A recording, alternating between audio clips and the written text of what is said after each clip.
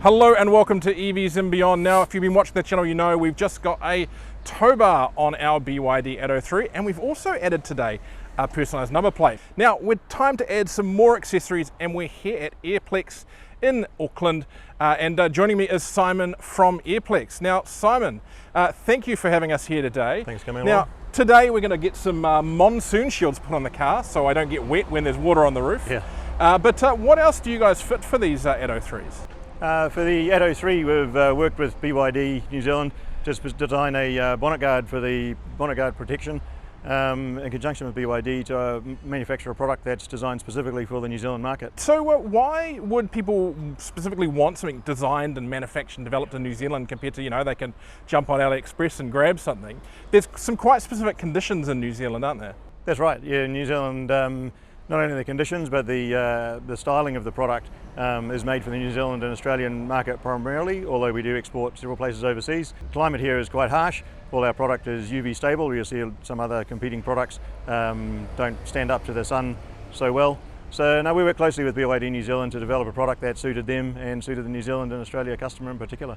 And even outside of the BYDs, you guys develop a range of products for pretty much every vehicle on the road, is that? Sure, yeah, no, we do actually have in that bonnet guard and weather shield product, probably have the largest range of product anywhere in the world, and we do actually export all around the world. And so, yeah, that's great. Thank you for having us. And I'll give you the key to the BYD.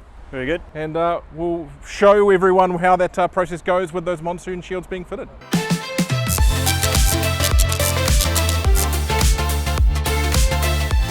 Right, Simon, so these are the Monsoons that are going on our car. What's a set of these worth? What would we expect to pay at the dealership or here at Airplex? These retail about $180 including GST. And that include installation, or is that on top? The installation is on top of that. It's about $25 to install all 4 pieces. It is a DIY job as well. It comes with instructions to scan on there. It is quite straightforward for most DIY people to do themselves. Yeah, so how is it installed? Is it screwed on or stuck on, or what's the process? No, there's a no drill install. We use a high quality 3M tape to affix to the vehicle. As long as the vehicle is prepped properly and it's a nice warm dry day, they adhere very strongly to the vehicle. I think we've got someone coming here in a second to install them.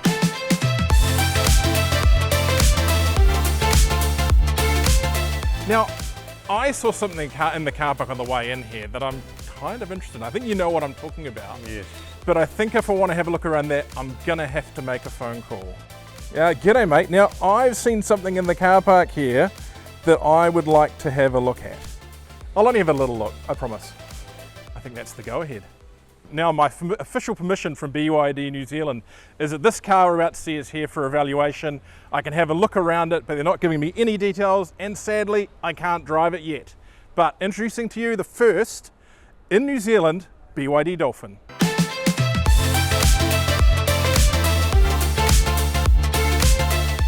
So the BYD Dolphin. Now, first off, we're going to start with the exterior of the car itself. Obviously it has this really interesting look, a little bit cute. It's definitely different, I think, from anything else in the market, and I quite like it in the flesh. There's some interesting details on the car. These wheels are pretty funky. We've got some kind of textured patterns around the back, this big blackout panel here. We've got this big quarter window up here, which I think is again another interesting design, and the two-tone paint. Now, we're not sure if that's going to be an option or standard, but that's pretty cool as well. Now, like the Atto 3, we've got some LED running lamps through here. Again, that black textured finish in the front. It has the signs of a car that was developed for only electric, so there's no grille other than a lower one for some cooling, and the shape of the car itself just speaks to that. It's a very different shape, dynamic format to what you'd see in a petrol car. Now, to give some numbers to that and compare it to a car that we think it's going to be compete against in the New Zealand market, let's talk about it against a Toyota Corolla hatchback. So the BYD Dolphin is actually about 300 mils shorter than a Corolla, but the wheelbase, the gap between the wheels, which dictates really how much volume a car has, is exactly the same. So the interior space in this car should be relatively competitive. It's also about 150 mils taller than a Corolla. So really the space where it's missing is actually in this gap here, rather than in the car's usable interior space. And we should go and have a look at that now. Jumping inside the BYD Dolphin. it's actually quite a different space inside here compared to the Atto 3. Now, keep in mind, I'm a very, very big guy. There's still plenty of space. The materials are quite different. We haven't got those blues and those whites and the funny kind of muscle theme we had in that car. It's far simpler in material and more conservative in execution. So we've got these textured plastics here. We've got like an Alcantara type fabric through here. Yet again, a different type of texture here. The dashboard is a hard textured plastic as well. There's a huge storage bin across the top of the dash, and that leads off a whole pile of storage in this car. We have a storage tray here. We've got a storage cubby here. We've got storage underneath the center console, and a phone charger here as well. Pop my phone in there and get some charge while we're sitting here. Cup holders there, a little simpler and more shallow than the ones in the Atto, which look really good. The controls too are different. We have the power button up here. We've got the transmission shifter here, so you go forward and reverse. It's going to go into gear there, so we'll park that. The park button's on the side. And again, like the Atto, you've actually got some buttons and controls for your basic climate control system and so forth, and volume, easily accessible without going through the screen. Now the screen, we'll see if it does still turn, and it does, though by the tolerances I'm not sure you're going to upgrade to a bigger screen like some people have done with their Attos. The infotainment system is, and I'm going to turn this back around for this, basically the same as the Atto, but with a few little interesting differences. So I've noticed on here we have a smart charging app, which is just a way to do charge scheduling on the car. And we have, again, it's got cell phone connectivity, the usual apps, Spotify. Now, of course, it's got the same DI Pilot adaptive cruise driver assistance features as the Atto, the exact same steering wheel, exact same dashboard in front of you. Now, we believe this car is the 60 kilowatt version. Now, I know there was a lot of talk of the 50 kilowatt version coming to New Zealand, but this, and I've got to reinforce it's only an evaluation model, is the 60 kilowatt model. And we can tell that because even though we don't have a spec sheet for the car, we can see that at 92% the car is showing 458 kilometers of range. I understand when that is full, that gauge sits over 500 kilometers. There's an energy consumption sticker on this one giving a rating of 475 kilowatts. But it's interesting to see, being such a small car with a very similar battery and very similar drivetrain to the BYD Atto 3, what its ability will be. Now, seats wise, the seats at the front are again very similar to the Atto. They are very comfortable. The driving position, again, very comfortable. I actually think better driving position than the Atto.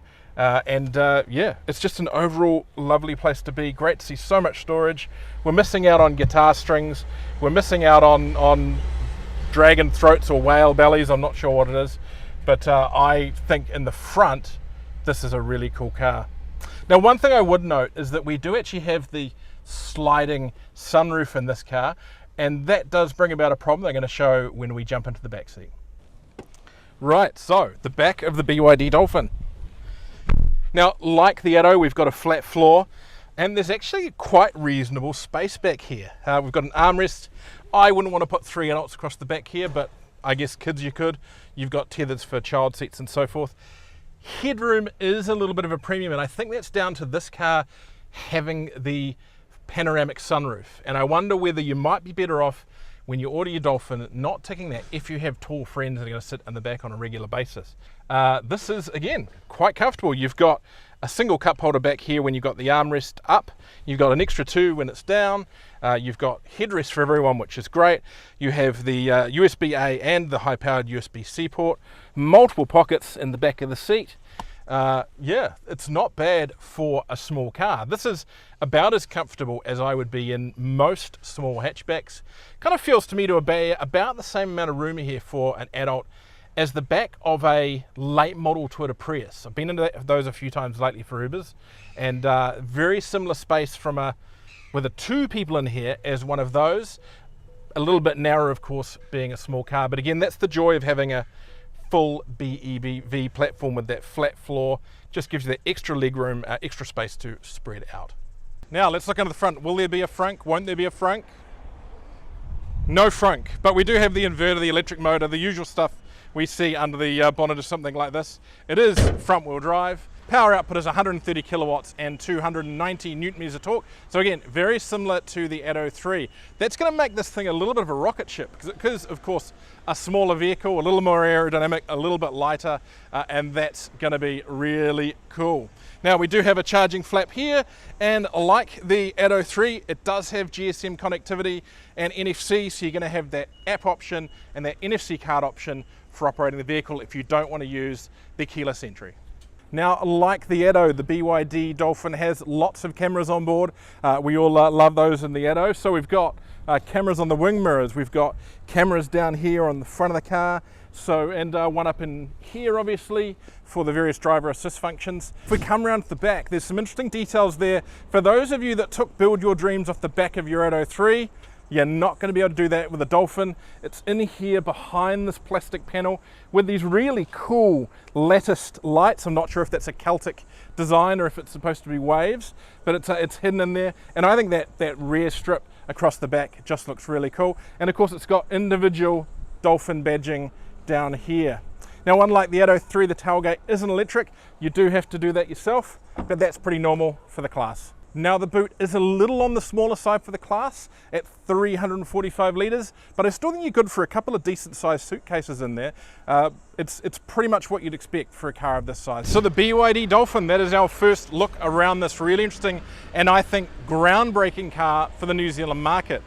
We don't know what the pricing is yet. I would like to pick, speaking to some dealer friends out there, a price in the mid 40,000 range, maybe up towards a little close to 50, but hopefully something that lands with a 3 in front of it once the subsidy comes in. Now, I have no actual information as to whether that is going to be the price. I may be completely shocked. But look, it is a really cool car, really surprised at the quality, surprised at the space and the feel, particularly in the front. And I think this is going to be a really popular car on the EV market. Once it lands, I think sometime later in April, maybe a little bit past that. So thank you so much for watching. Now, if you do want to watch the full drive of this car, we will have it on the channel as soon as we get the chance to. So for that, like, subscribe, ring the bell for EVs and beyond.